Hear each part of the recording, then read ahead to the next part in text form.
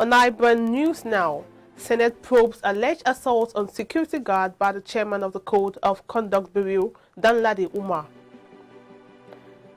INEC says it will blacklist political parties unable to conduct peaceful congresses and primaries. A day after he was declared winner, Chad's President Idriss Deby dies while visiting troops on the front line. And former U.S. President Walter Mondale dies aged 93.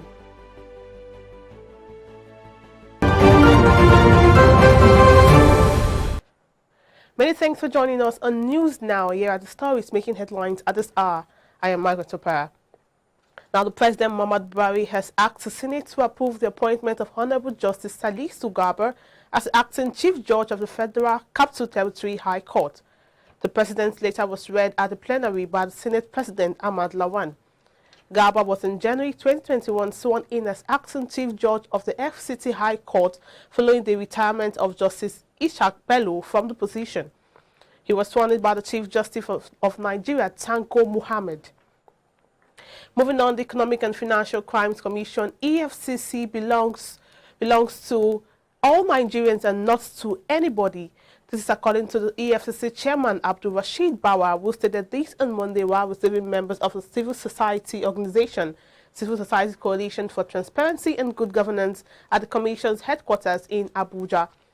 While calling on all Nigerians to embrace the fight against corruption, BAWA said the anti-graft agency cannot win the war alone. BAWA also assured that the EFCC will partner with civil society organizations to ensure that the mandate of the Commission and what we stand for, which is ensuring good governance, is imbibed and the country is rid of corruption. Meanwhile, Senate on Tuesday directed its Committee on Ethics, Privileges and Public Petitions to probe the alleged assault on the security guard by the chairman of the Code of Conduct Bureau, DANLADI UMAR. The Senate President Ahmad Lawan gave the directive after the senator representing Plateau North, Easternfoot Gayang, laid a petition before the Senate on behalf of the victim, Clement Sagwak. The victim, through his representative in the Red Chamber, alleged in his petition he was assaulted by Umar and a policeman attached to him after he informed Umar that his car was wrongly parked. The 22-year-old employee of Joe Reliable Guard Services Limited, posted as a security guard to Banex Plaza in Wuse, Abuja, told the Senate he was attacked by Umar last month. He said the CCTV boss slapped him severely and forced him to kneel down in presence of everybody while undergoing his lawful activities. He therefore asked the Senate to ensure justice was done on his case. The Senate President asked the chairman of the ethics panel, Senator Ayo Akingelure, to investigate the matter and report back to the Senate within 4 weeks. And also, the Senate on Tuesday confirmed nomination of Mohammed DATTIJO USMAN for appointment as Federal Commissioner representing Niger State in the National Population Commission, NPC. This followed the consideration of the report of the Senate Committee on National Identity and National Population, chaired by Senator Saidu Al-Khali. The Independent National Electoral Commission, INEC, says it will blacklist political parties unable to conduct peaceful congresses and primaries. INEC, in a statement on Monday, said it might not acknowledge the result of violent congresses if the trend continues. The statement, titled and signed by INEC spokesman Festus Okoye, states, I quote, "This commission will not stand askance and watch party conventions and congresses degenerate into fascistic rituals and violent fiscals that threaten lives and destroy properties. For the avoidance of doubt, INEC will henceforth reconsider its involvement in this event should they continue to put lives of members of the public and staff of the Commission at risk. Henceforth, there will be far-reaching consequences in any situation where party congresses and conventions degenerate into violence and destructions of INEC property." End of quote. And Governor of Rivers State, Nyesom Wike, has proposed that the federating units in Nigeria should be allowed to develop and operate their respective minerals and pay royalty to the federal government. He said this has become pertinent because the federal government, which unilaterally controls the country, rich mineral endowment, has failed to translate the mineral wealth into overall economic development.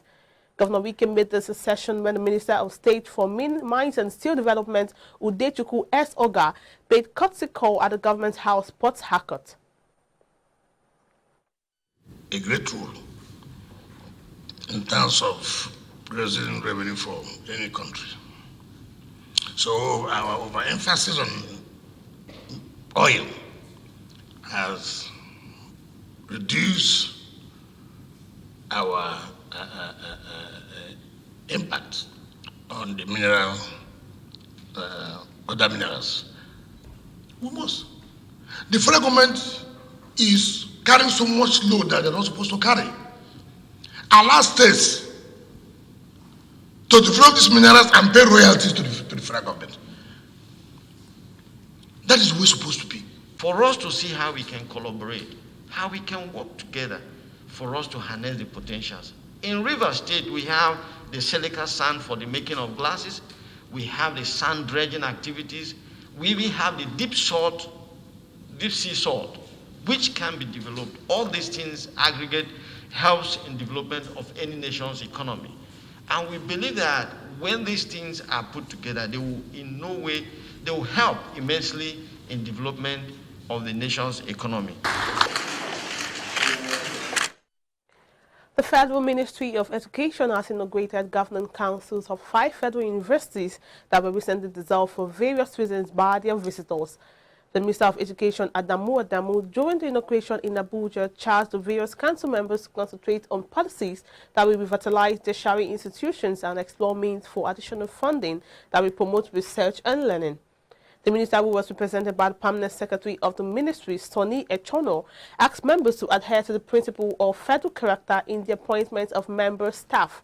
The 5 universities governing council inaugurated are the University of Lagos, Obafemi Awolowo University Ile-Ife, University of Ibadan, University of Port Harcourt, and the Maritime University of Delta State.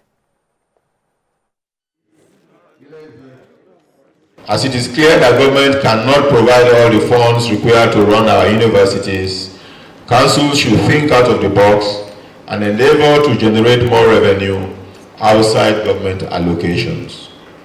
In this regard, councils should enlist the support of philanthropic organizations and individuals for additional funding of their institutions. Universities typically should explore the entire universe, that is why they are called universities, for the best and the best brains to help you train the kids that are entrusted in your care. Because it's the quality of the teaching and learning that determines both the reputation, the stature, and the outcome of whatever investments we are making in tertiary education. As council members designate, the task before you is enormous, and the challenges are legendary. We appeal to you to continue to support our collective efforts towards repositioning our universities to enable our institutions to drive Nigeria's inevitable transition to a knowledge-based economy. Now in other stories, more arms have been recovered and 4 persons handed over to the police to help in the investigation and arrest of perpetrators of the murder of soldiers in Konshishu local government area of BENUE State. Governor Samuel Ortom will brief journalists today after an expanded Security Council meeting with stakeholders from Konshishu local government area said the military during the search operation recovered 1 AK-47. Of the armed forces to offer our condolences and also apologize to him for what took place some few days ago in Konshishu, BENUE State. I appreciate the Minister of Defense and all the service chiefs that visited BENUE and have allowed the state government and the Security Council to wade into this matter instead of resorting to self-help by looking for their weapons and we are all aware of what happens when the military goes to look for weapons. 1 AK-47 was recovered by the military themselves, but 8 others were recovered by this process that we did establish through dialogue and so on. And today we have, out of the 12 AK-47 that were taken away by these criminals, we have recovered 8, plus the one that was recovered by the military, making 9. Now to consolidate the success recorded from various release of abducted persons, the Commissioner of Police or your State Command, CP Ngozi Onadeko, FDC, has sorted out ways to bring kidnapping in the Idiayun rainforest axis to a stop. The CP embarked on the spot assessment in the company of members of her management team to the forest, coming through Dali and its environs across Ogun State border with the purpose of sharing information and conducting intelligence-led operations between the states. We've had like couple of kidnap incidents here, and some of them have equally been released. But I decided to come and have an on-spot assessment of the area and then make amends operationally and tactically. So that is why we'll take a short break now. We'll be back for more stories. Stay with us.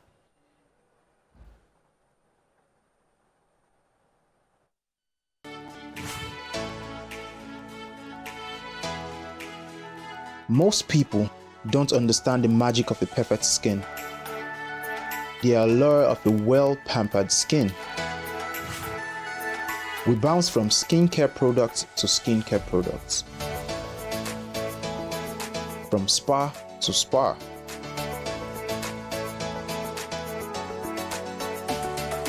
Looking for that ideal solution.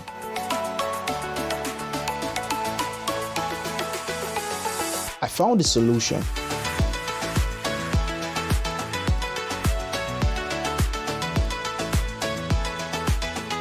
And it's Blemiville Skincare and Spa.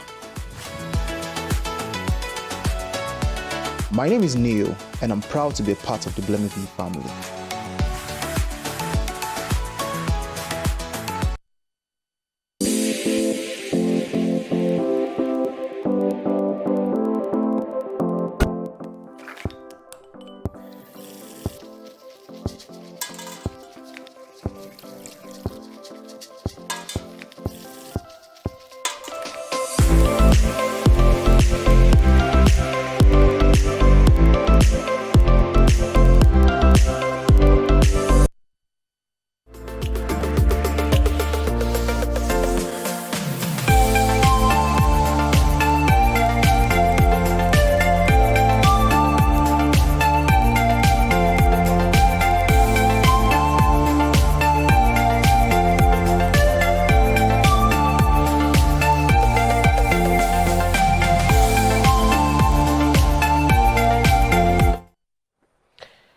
Now on the Africa scene, Chad's President Idriss Deby has died while assisting troops on the front line of a fight against northern rebels, an army spokesman said on Tuesday, the day after Deby was declared winner of a 6th term in office. The 68-year-old has just breathed his last, defending his sovereign nation on the battlefield over the weekend, Army spokesman General Azem Bamadoua Algona said in the statement read out on the state television, according to Agence France Presse. Deby won the 6th term on Monday, as Army said he had beaten back a column of insurgents advancing on the capital. The Deby, who came to power in rebellion in 1990, took 79.3% of the vote in the April 11 election, which was boycotted by top opposition leaders. Still on the Africa scene, Egypt has agreed to purchase 20 million doses of COVID-19 vaccine produced by China's SINOPHARM and expects to receive a batch of 500,000 shots this month, its health ministry said on Tuesday.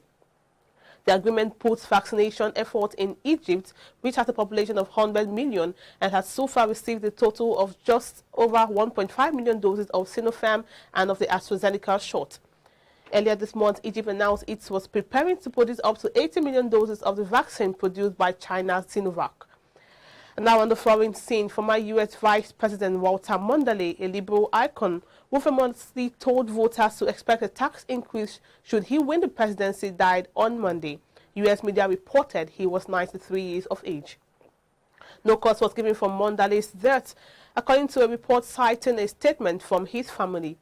Mondale served as vice president under Jimmy Carter from 1977 to 1981.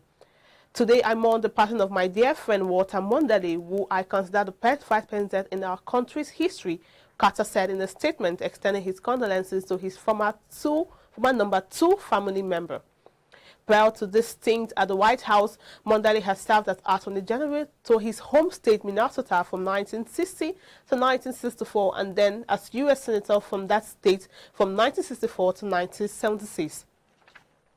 And also, Britain's launch on Tuesday an independent review of banking, capital and proprietary trading rules that is set to pit banks against their regulator as London's powerful financial industry looks to boost its global competitiveness after Brexit.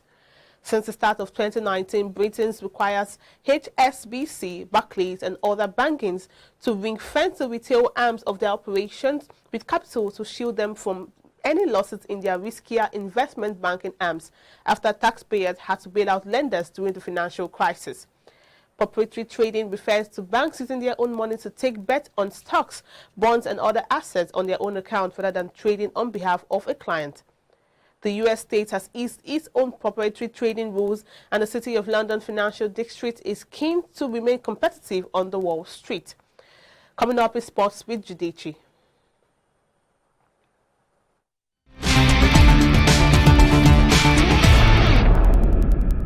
Welcome to the Sports Update. My name is Judechi Chidiezie.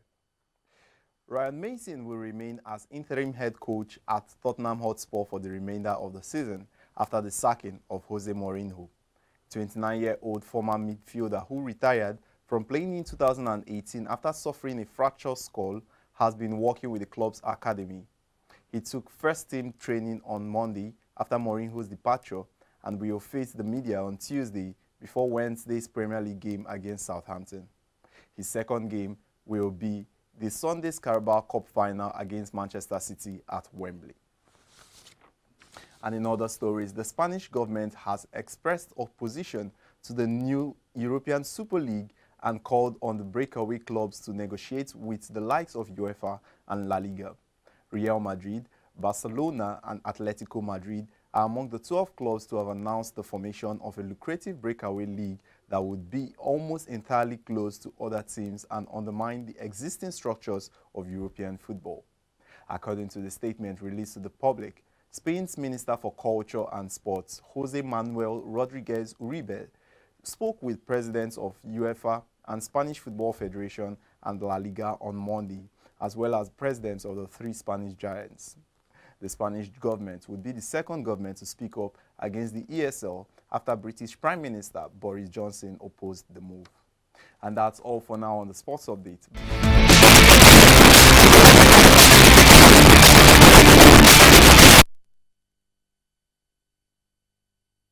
Thank you, Judechi. And now in business. There is no plan to increase the pump price of premium motor spirit, PMS, popularly known as petrol, for the month of May, said the Nigerian National Petroleum Corporation, NNPC. This followed the announcement by the NNPC Group Managing Director, Mele Kyari, that the petroleum sector regulator has no plan to increase the ex-depot price of petrol in the country. Kyari made the announcement while briefing reporters after a closed-door meeting with the National Association of Road Transport Owners, NARTO, NATO, and the Petroleum Tankers Drivers, PTD, on Monday in Abuja, the nation's capital. The meeting convened by the NNPC was held amid the industrial action by the tanker driver, who had given NATO a 7-day ultimatum to address the issue bordering on the increase of compensation for their members. As a result, the tanker drivers decided to suspend their industrial action with a promise to resume operation. On this part, Kyari asked the union to expedite action to ensure that fuel queues do not resurface across the country. In more business story, the Office of the Accountant General of the Federation on Monday said it will assist the Nigeria Extractive Industry Transparency Initiative in tracking oil and gas revenue that occur to the federal government. It said the OG's assistance to track oil and gas revenue would ensure appropriate corporate remittances. The Counsel General of the Federation, Ahmed Idriss, stated this while he received the leadership of NATI, led by the agency's Executive Secretary, Orji Obunnaya Orji. Idriss made this promise while reacting to NATI's request for support to effect requisite reforms in the management of the country's oil and gas revenues. Meanwhile, the Ministry of Youth and Sport Development has said the disbursement of Nigerian Youth Investment Fund is being done in phases. A statement signed by the Director of Press on Monday explained that the ministry had received over 3 million applications for the initial 12.5 billion naira made available. It said the current cap of 300,000 naira per beneficiary, only about 41,000 beneficiaries could be covered. According to the ministry, it had limited the loans to the current amount so as to reach as many beneficiaries as possible. Access Bank said on Monday it has agreed to buy a majority stake in African Banking Corporation of Botswana for cash a month after it acquired a South African bank. Now, Access Bank is expanding across Africa to counter stagflation at home and dollar shortages that have frustrated businesses. The lender will acquire just over 78% of Bank ABC Botswana for cash of around 1.13 times book value and a 2-year deferred payment amounting to an undisclosed sum, Atlas Mara said in a statement. The latest acquisition from APC Holdings, the local unit of London listless Atlas Mara, brings its African presence to 10 countries. The deal is expected to close before the end of the second quarter.